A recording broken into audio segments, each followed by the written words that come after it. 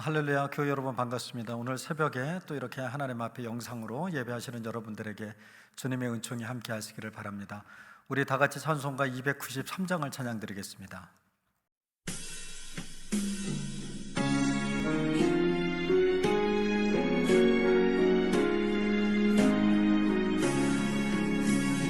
주의 사랑 비칠 때에 기쁨 오네. 근심 걱정 물러가고 기쁨 오네. 기도하게 하시며 희미한 맘 물리쳐 주의 사랑 비칠 때 기쁨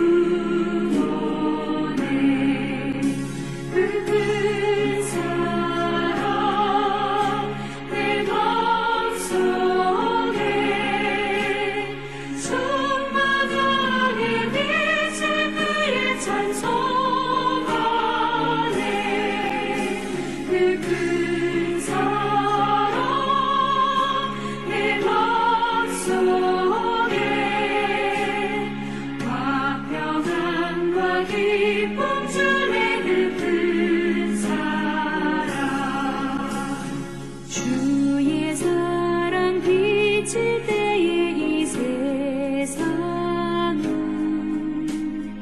아름답고 활기차게도 변하네. 화평주니 내 영혼 영광스러운 새 생명 다시 찾게 되었네. 그분 사랑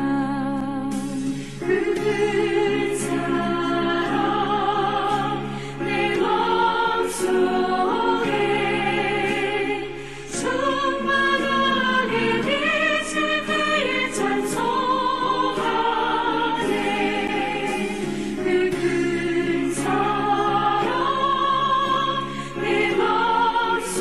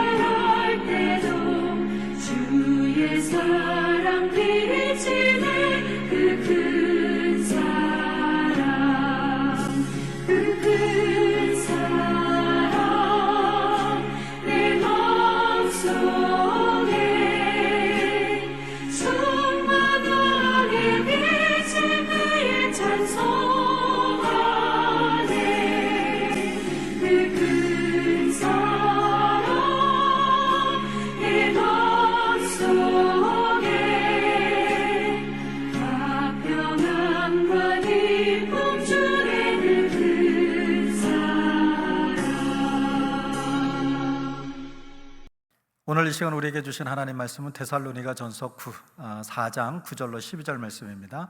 데살로니가전서 4장 9절로 12절 말씀을 한 절씩 교독하시겠습니다. 형제 사랑에 관하여는 너희에게 쓸 것이 없음은 너희들 자신이 하나님의 가르치심을 받아 서로 사랑함이라. 너희가 온 마게도냐 모든 형제에 대하여 과연 이것을 행하도다. 형제들아 권하노니 더욱 그렇게 행하고, 또 너희에게 명한 것 같이 조용히 자기 일을 하고 너희 손으로 일하기를 힘쓰라. 이는 외인에 대하여 단정히 행하고 또한 아무 궁핍함이 없게 하려 함이라. 아멘. 자, 오늘 새벽 영상이지만 이렇게 또 함께 예배하시는 여러분들 참 고맙고 감사합니다. 여러분들에게 주님의 은총이 함께 하시기를 바랍니다. 저 가끔 이런 질문을 받을 때가 있습니다. 저는 하나님을 참 사랑합니다. 그런데 옆집에 있는 이 사람을 사랑하기가 힘듭니다. 목사님, 이것도 신앙입니까? 이렇게 질문해 옵니다. 여러분 뭐라고 대답하실 수 있을까요? 저는 이렇게 대답을 합니다. 하나님을 사랑한다면서 옆 사람은 사랑하지 못한다.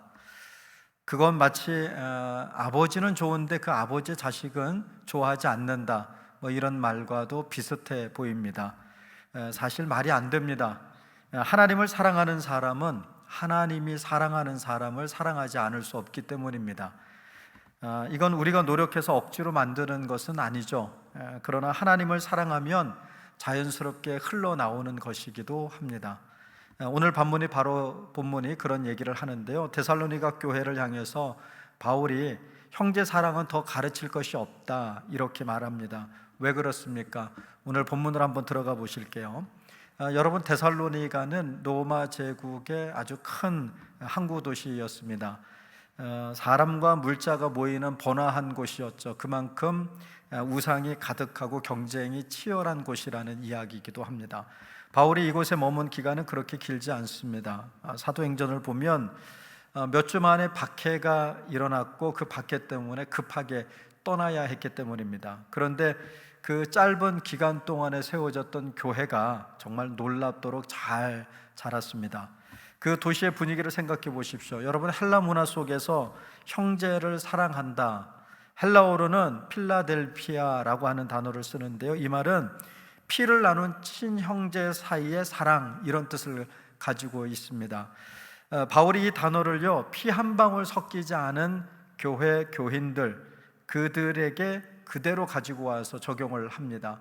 실제로는 피 한 방울 섞이지 않은 사람들인데 마치 피가 섞인 형제, 친형제처럼 여러분 서로를 사랑한다 이렇게 표현하는 겁니다. 출신도 신분도 그리고 민족도 다 다른 사람들이 그리스도 예수 안에서 한 가족이 된 겁니다. 그러니까 세상이 보기에 이건 아주 충격이었던 거예요. 이게 바로 복음이 만든 새로운 공동체였습니다. 본문 바로 앞 4장 1절부터 8절을 보면 바울은 거룩하게 살라 이렇게 말합니다. 음란을 버리고 몸을 거룩하게 지키라고 권면을 하죠. 그리고 곧바로 9절에서 형제 사랑이라고 하는 이야기로 옮겨옵니다. 여러분, 이 순서가 중요합니다. 거룩함과 사랑은요, 따로 떨어진 것이 아니라는 말씀이죠. 하나님 앞에서 거룩하게 사는 사람은 사람 앞에서 사랑으로 살게 된다는 겁니다. 위로 하나님을 사랑하는 그 사랑과 또 옆으로 이웃을 향한 그 사랑은 여러분 따로 있는 것이 아니라 한 몸이라는 겁니다. 즉 하나님 사랑과 이웃 사랑은 이게 먼저다 저게 먼저다가 아니라 하나님을 사랑하면 이웃을 사랑하지 않을 수 없다, 한 몸이다, 이런 말이죠. 그래서 본문 9절은 이렇게 말합니다. 너희가 친히 하나님의 가르침을 받아 서로 사랑함이라 이렇게 얘기합니다. 하나님의 가르침을 받았다라고 하는 말을 헬라어로 보면 하나님이 직접 가르쳤다 이런 뜻이 됩니다. 그러니까 사랑은 사람이 만든 도덕 기준이 아니라 하나님이 친히 우리의 마음판에 새겨주신 거라는 거예요. 그래서 바울은 이건 내가 더 이상 가르칠 게 없다 이렇게 말한 겁니다. 이미 하나님이 가르치셨기 때문에요. 자, 여러분 생각해 보십시오. 우리가 어떻게 사랑할 줄 알았겠습니까? 우리가 먼저 사랑한 것이 아니라 하나님이 먼저 우리를 사랑하셨습니다. 그 사랑을 받은 사람이 그 사랑을 알고 흘려보내게 되어 있습니다. 물이 위에서 여러분 아래로 흐르듯이 하나님께 받은 그 사랑은 이웃에게로 흘려갑니다. 막으려야 막을 수가 없습니다.